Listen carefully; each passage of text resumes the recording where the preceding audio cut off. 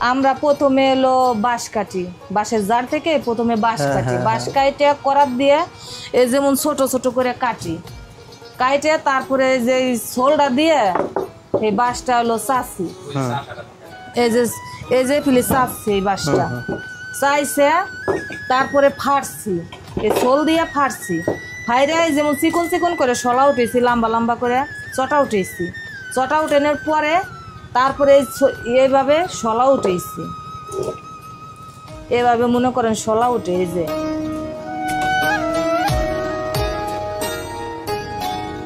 আস্তে আস্তে ধীরে ধীরে বসে বসে এই যে এভাবে শলাটা উঠেছি।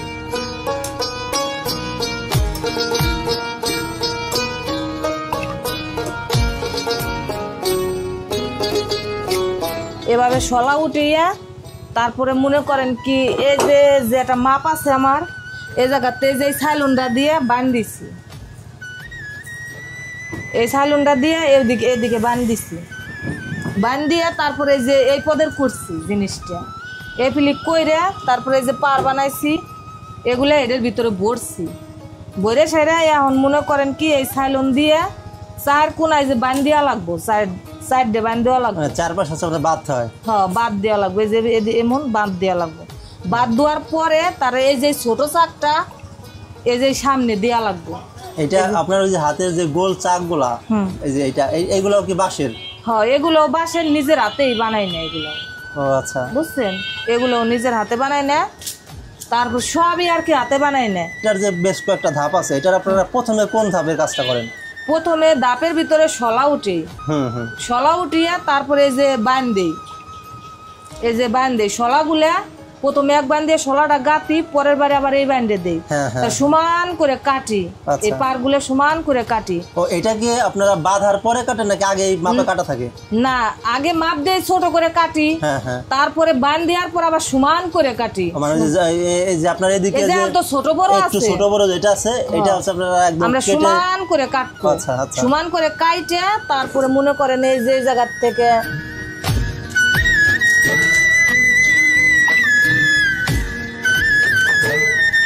এই যে চাক আছে, এই চাকের ভিতরে মনে করেন এই যেভাবে আমরা ঘুরিয়ে আনি,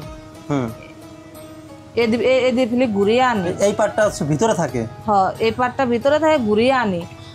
এটা আপনার হচ্ছে ঘুরে হচ্ছে আপনার মানে ওই সার্কেল যেটা আছে গোল রাউন্ড, ওটা চারপাশে চলে আসে, আসার পরে এই যে জিনিসটা তৈরি করছি ওটা এই ফিলি করে বউ বানাইছি। এটা মানে এটা হচ্ছে আপনার যে এটা দুই পাশ থেকে চাপায়া দেন, চাপাইয়া এই যে মনে করেন চাপাইয়া এই যে জায়গা জোড়া লাগাইছি,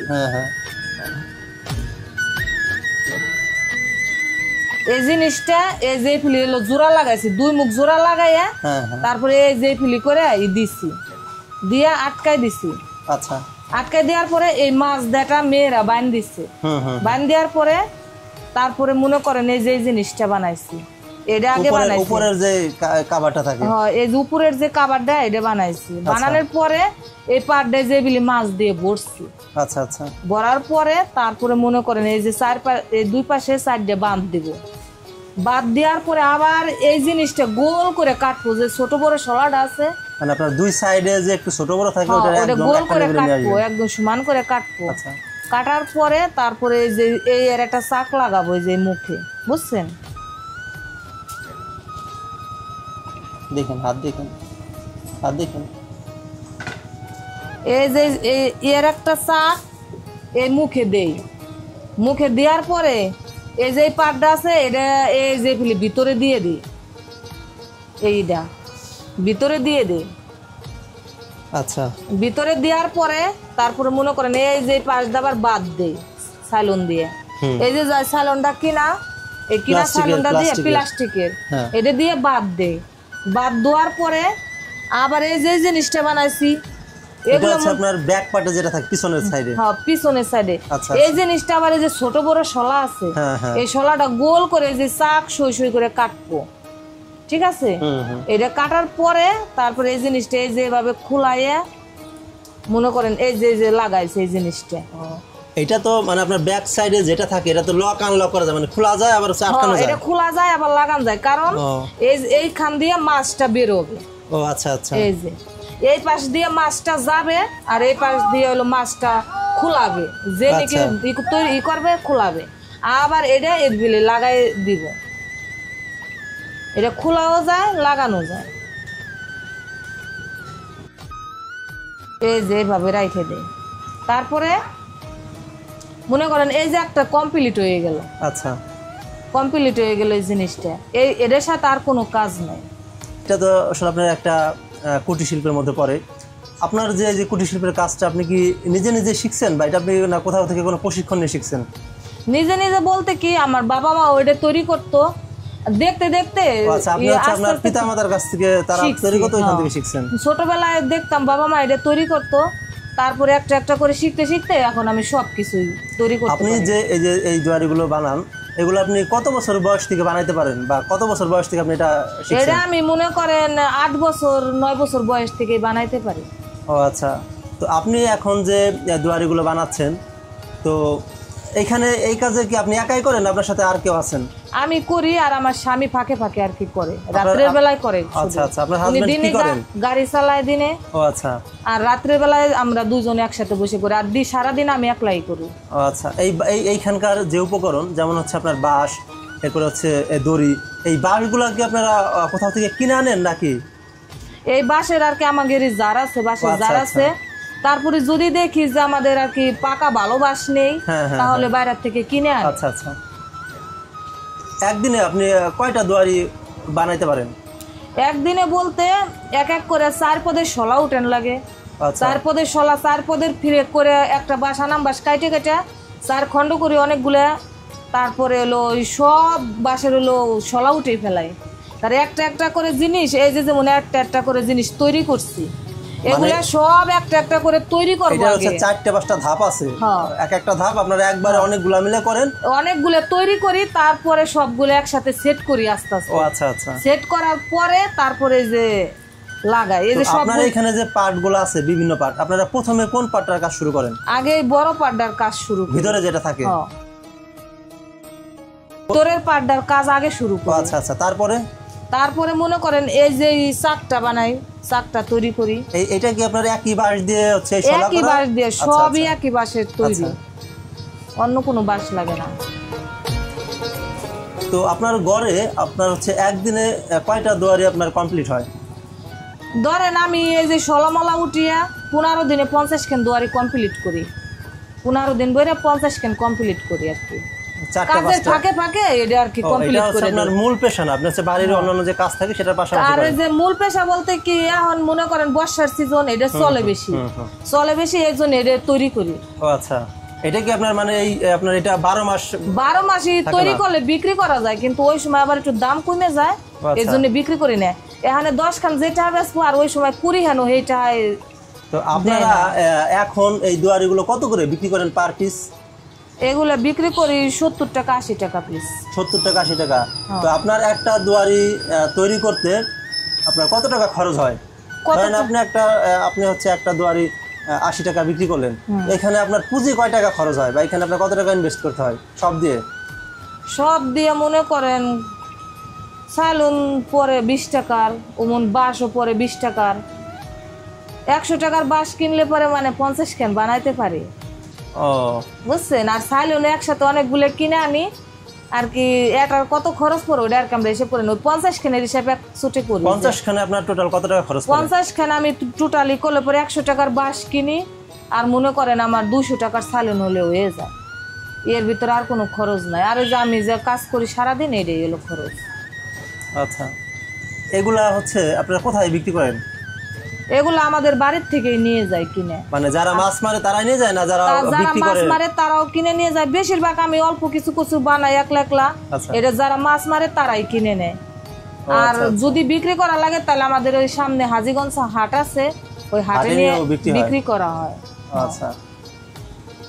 তো এই যে আপনি আপনার পরিবারের একটু স্বচ্ছতার জন্য আপনার হাজবেন্ডের কাজের পাশাপাশি মোটামুটি একটা কুটির শিল্পের একটা প্রতিষ্ঠান আপনি গড়ে তুলছেন, তো এটার এই যে কাজটা করছেন আপনার পরিবারের জন্য, এই কাজ করে আপনার হাজবেন্ডের ইনকাম দিয়ে আপনার এই একটা এক্সট্রা একটা ইনকাম আসছে এখান থেকে, তো দুটো মিলে আসলে আপনার পরিবার কেমন চলছে? দুটো মিলে আর কি পরিবার ভালোই চলতেছে। ছেলেমেয়েরা স্কুলে যায়, লেখাপড়ার খরচ চলে, তারপরে চাল ডাল সবকিছুই কেনাকাটা করে খাই। আমার 2 মেয়ে 1 ছেলে। মেয়ে 2 জন বড়, ছেলেটা ছোট। ছেলের বয়স 5 বছর। আর মেয়েদের বয়স? মেয়ের একজনের বয়স 14 বছর, আর একজনের বয়স মনে করেন 10 বছর। কিসে পড়ে আপনার মেয়েরা? বড় মেয়ে পড়ে ক্লাস 7-এ, ছোট মেয়ে পড়ে ক্লাস 5-এ, আর ছেলের 5 বছর, স্কুলে একমাত্র ভর্তি হয় না। আচ্ছা, তো আপনার এই যে আপনি আপনার হাজবেন্ড গাড়ি চালায়, আপনি পাশাপাশি বাড়ির যে যাবতীয় কাজ থাকে, এই কাজের পাশাপাশি আপনি যে একটা কুটির শিল্পের একটা অংশ হিসেবে আপনি এই পেশাটাকে নিয়েছেন বা এই কাজটা আপনি করতেছেন আপনার পরিবারের স্বচ্ছতার জন্য, তো এটা কি আপনি আপনার নিজের ইচ্ছাই করছেন নাকি আপনার হাজবেন্ড আপনাকে বলে যে এরকম কোনো কাজ করার জন্য? আমি নিজের ইচ্ছেই করি, যে কারণ আমি এই কাজটা করলে পরে আমার পরিবারটা সচ্ছল মতো চলবে।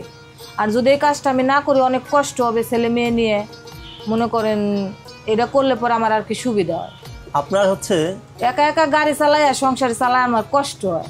আপনার এই কাজের পাশাপাশি পরিবারে আর কি কি কাজ করতে হয়? পরিবারে সকালে ঘুম থেকে উঠে ঘর সুরি দুয়ে সুরি থাল বাসন মাজে রান্না করে ছেলে মেয়ে স্কুলে যায় পাঠাই, তারপরে আমি এটা করি, এই কাজটা শুরু করি। আপনাদের কি কোনো জমি জমা আছে? না, আমাদের মাঠে কোনো জমি জমা নেই। কোনো গৃহপালিত পশু গরু ছাগল পালেন না? না, হাঁস মুরগি এমনি পালে, কিন্তু একটা গরু ছিল মারা গেছে, দুঃখের বিষয়। কিন্তু একটা গরু কিনে আর পালার মতো শক্তি নাই। আচ্ছা, তো আপনার তো 2 মেয়ে 1 ছেলে, আপনার ছেলে মেয়ের জন্য আপনার পরিকল্পনা কি, বা তাদেরকে আপনি আসলে তাদের নিয়ে আপনার স্বপ্ন কি, বা কি আশা আছে তাদের নিয়ে? তাদের নিয়ে আশা আছে, তারা আমরা গরিবানা মতো মনে করেন এই কাজ টাজ করে তাকে একটু ধরেন লেখাপড়া করাবো, তারপরে সৃষ্টিকর্তা আর কি যে তোমার নেয় হে তোমার তার কি ইচ্ছা আছে একটু লেখাপড়া করাবো। তাদের এই যে কাজ টাজ করে জামা কাপড় লেখাপড়ার খরচ টরচ এই সমস্ত চালাইতেছি। আপনি এই যে কুটির শিল্পের একটা কাজ করছেন, তো এটাই আপনার পরিবারে যে আপনার ছোট ছেলে মেয়ে আছে, এরা কি আপনাকে কোনোভাবে সাহায্য করতে পারে কিনা? অবশ্যই পারে, আমাদের মেয়েরা এই মাঝখানের এই বাইন্ডে দিতে পারে। আচ্ছা, এটা তো আপনার কাছ থেকে শিখছে? হ্যাঁ, শিখছে আমার কাছ থেকে। আর এই যে জিনিসটা, এই চাকটা আমি বানাই দিছি, আমার মেয়েরাই শলা গাইতে বাইন্ডে দিছে। আচ্ছা, কিছু কিছু আর কি পারে। আপনি যেমন হচ্ছে আপনার পিতামাতার কাছ থেকে এই কাজটা শিখে রাখছেন, আমার ছেলে মেয়েও আমার দেখতে দেখতে এগুলা আর কি শিখতেছে। আসলে লেখাপড়ার ফাঁকে ফাঁকে শিখতেছে। এটা আসলে অনেকটা আপনার হচ্ছে বংশপরায়ণ ভাবে শিখার একটা অংশ হয়ে দাঁড়িয়েছে। তো আপনি যে আসলে এই দুয়ারিগুলো বানাচ্ছেন বা এই যে একটা কুটির শিল্পের একটা কাজ আপনি শিখেছেন, আপনার কাছ থেকে যদি কেউ এই কাজ শিখতে চায়, সেই ক্ষেত্রে আপনি কি তাকে শিখাবেন? শিখাবো অবশ্যই। আমি চাই যে আমি এই জিনিস কাজ করে ছেলে মেয়ে নিয়ে সুখে আছি, কি অন্য কেউ শিখে চাই যে সেও যেন একটু ভালো থাকে এই কাজ করে। ধরেন আপনার মতো যারা মধ্যবিত্ত পরিবারের আছে, যারা ছেলে মেয়েকে একটু ভালোভাবে পড়াশোনা করাতে চায়, তাদের পরিবার একটু অসচ্ছল, তারা কিন্তু চাইলেই আপনার মতন একটা কর্মসংস্থান করে পরিবারকে একটু স্বচ্ছতার রূপ দিতে পারে। তো যারা একটু অসচ্ছল আছে, যাদের বাড়িতে এরকম কাজের অপশন আছে, তো আপনি তাদের বিষয়ে কি বলবেন? আমি বলবো যে যদি একজন যদি বলবো যে এই কাজটা শিখে তোমরা ই করো, কষ্ট না করে পোলাপান নিয়ে বাইসে থাকো, এই কাজটা শিখে, আমি মনে করি এই কাজটা করলে পরে সবার একটু ভালো হয়। একজন যদি আপনার এই কাজটা করে, সে যদি এটা বানানো শিখে, তাহলে সে কি তার পরিবারকে সচ্ছলতার দিকে নিয়ে আসতে পারবে? অবশ্যই পারবে। একটা ব্যক্তি যদি চায়, সে পুরোপুরি যদি এই কাজটা করে, তাহলে সে প্রতিদিন কত টাকা ইনকাম করতে পারবে এখান থেকে? প্রতিদিন হিসাব করলে পরে মনে করেন 500 টাকা পড়ে যাব। 500 টাকা? আপনার মোটামুটি 500 টাকা বিক্রি করলে তো 400-350 টাকা তার লাভ থাকবে অবশ্যই। আচ্ছা, আমরা মনে করেন এক ছুটে কমপ্লিট করে আমি একা একা 50 খান বানাই, ওই 50 খান এক ছুটে 3000ই বেশি, 3500 বেশি এভিলে বিক্রি করি এক ছুটে। কিন্তু ওই যে ধরেন 2 হান করে বিক্রি করলে ওই টাকাটা আমার থাকে না, কি পোলাপানের ছেলেমেয়ের লেখাপড়ার কাজও লাগাইতে পারি না, কি সংসারী চাল ডাল আনার কাজও লাগাইতে পারি না। এই জন্যে ওই অল্প কটা না বেছে বানায় রাখি, তারপরে মনে করেন নেক্সট ছুটে বিক্রি করে একটা কাজ করি। এটা তো আপনি এখান থেকে যে টাকাটা ইনকাম করেন, এই পুরো টাকাই তো আপনার ফ্যামিলিতে লাগে যায়। কারণ এখন যে গাড়ি চালাই, গাড়িতে ভাড়া কম, অনেক গাড়ি ঘোরা হয়েছে, গাড়িতে আর কি টাকা পয়সা ইনকাম কম হয়। এই জন্য এটা আমি করলে পরে আমার সংসার এটা একটু ভালো মতো চলে, কি কারো কাছে হাত পাতা লাগে না। এই জিনিসটা আমি না করলে পরে আমার মানুষের কাছ থেকে টাকা আলাদ করে চলা লাগতো, কি ছেলে মেয়ে নিয়ে কষ্ট হইতো, ওর খাওয়া দাওয়ায় কষ্ট হইতো। আমাদের তো মাঠে ঘাটে জমি নাই, এই জন্য হলো এই কাজ টাজ করে আর কি বাইসে থাকি। আপনি কি আপনার হচ্ছে বিয়ের পর থেকে কি আপনি শ্বশুর বাড়িতে আসার পর থেকেই এগুলা বানান? বানাই, আমার শ্বশুরও বানাইতো। ও আচ্ছা। এই গ্রামের বলতে কি, এই গ্রামে আগে অনেকেই বানাইতো, প্রচুর, 100 জনের ভিতরে 80 জনই এই কাজ করতো। এখন সবাই তারা মনে করেন ভালো হয়েছে, জমি জমা আছে তাদের, তারা জমি জমা করতে করতে এই কাজটা করার অনেকে আর কি সময় পায় না। আমার মাঠে ঘাটে জমি জমা নাই, এই জন্য আর কি আমি এই কাজটা করি। ও আচ্ছা, আপনাদের গ্রামের হচ্ছে অধিকাংশ লোকই এই কাজ করতো, আগে করতো। আমি যখন ছোট তখন দেখতাম সবাই এই কাজ করতো, এই গ্রামের সবাই করতো। কিন্তু এখন তারা আর কি, তাকে জমি জমা হয়েছে। আগেকার মানুষ তো এক ফসল করলে পরে আরেক ফসল বাদ দিত মাঠে, আর এখন তো 3 ফসলই করে, ক্ষেত আর যাবে দেয় না, তার জন্য আর কি এই কাজ করার সময় পায় না তারা। আমাদের মাঠে ঘাটে নাই জমি, তাই আর কি এই কাজ করি, সময়ও কাটে, টাকাও ইনকাম হয়, এই জন্য আর কি এই কাজ করি। এই কাজ করে ছেলে মেয়ে নিয়ে বাইসে থাকি আর কি। আসলে বর্তমানে যে কুটির শিল্পর যে বিভিন্ন অংশ আছে, বিভিন্ন ধাপ আছে, এর ভিতরে অধিকাংশই বিলুপ্তির পথে চলে গেছে। কিন্তু আপনারা এই যে কুটির শিল্পটাকে বাঁচিয়ে রাখতেছেন, এটা আসলে দেশের একটা সম্পদ, দেশের একটা ঐতিহ্য। তো আমরা আসলে আপনাদেরকে ধন্যবাদ জানাই যে আপনারা এরকম একটা শিল্পকে ধরে রাখার চেষ্টা করতেছেন, সেই সাথে আপনাদের পরিবারটাও অনেকটা সচ্ছলতার মুখ দেখতেছে।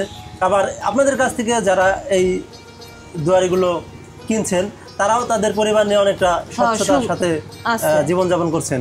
আমরা আসলে আমাদের বেশ কিছু ভিডিওতে আমরা দেখিয়েছি যে এই ধরনের দুয়ারিগুলো দিয়ে যে তারা কীভাবে পদ্মা নদী থেকে মাছ মারে, বিভিন্ন নদী থেকে মাছ মারে। তো আমরা আসলে তাদের যে ভিডিওগুলো আমরা তাদের সাথে করেছি, বা আমরা যে ভিডিওগুলো আমাদের দর্শকদেরকে দেখিয়েছি, সেগুলো তারা হচ্ছে নদী থেকে কীভাবে মাছ মারে এই বিষয়গুলো আমরা আসলে আমরা নিজেরাও জানতাম না যে এগুলো কোথা থেকে উৎপাদন হয়, কারা বানায়, অর্থাৎ এই দুয়ারিগুলোর রূপকার কারা, এদের কারিগর কারা, কাদের হাতের ছোঁয়ায় এরকম একটা সুনিপুণ একটা কারুশিল্প তৈরি হয়, আসলে এটা আমাদেরও জানা ছিল না। তো আপনার সাথে আসলে আমরা পরিচিত হয়ে পেরে আপনার এই এটার যে প্রক্রিয়া, এটা আমরা আসলে জানতে পেরে আমরা আসলে অত্যন্ত আনন্দিত। আপনাকে আমরা ধন্যবাদ জানাচ্ছি আমাদেরকে সময় দেওয়ার জন্য। সেই সাথে আমরা আপনার পরিবার এবং আপনার সুস্বাস্থ্য কামনা করছি এবং আপনার পরিবারের স্বচ্ছতা কামনা করছি। আচ্ছা, তাই ভালো থাকেন।